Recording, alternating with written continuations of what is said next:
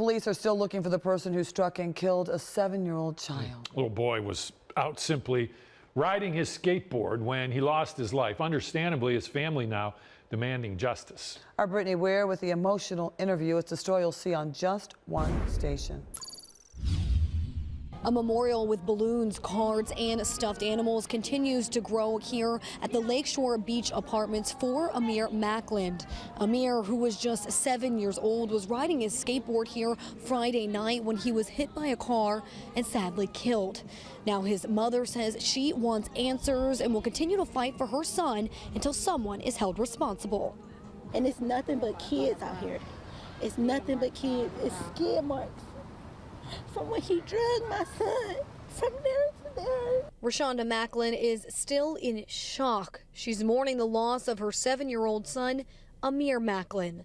On Friday night, Amir was riding his skateboard in the parking lot at the Lakeshore Beach Apartments when he was hit by an SUV. And he hit my baby, and they said he dragged him and tried to speed, like reverse out. The driver took off seconds after the crash.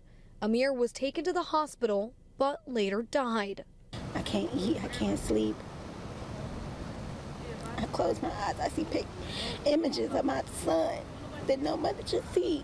Rashonda says the apartment complex has gates that are supposed to keep people who don't live there out. She claims the gate is usually left open, allowing drivers to come and go as they please. People fly through here all day. Do you think if that gate was closed, it could have been prevented? You see how cars have to stop. They literally have to stop, swipe in, or call in to get let in the gate. Saturday morning, police found the SUV abandoned. Despite having the car, investigators still have not named a suspect. Rashonda says she will remember Amir as an amazing son and big brother to her 2-year-old daughter. He liked everything. It was nothing that he didn't like. He liked wrestling, man. This was his first year playing football. He liked playing outside. He was just a joy to be around. We have reached out to Cleveland Police for an update on this case, but so far have not heard back. And there is going to be a vigil here near the memorial at 7 tonight for Amir. In Cleveland, Brittany Weir, 19 News.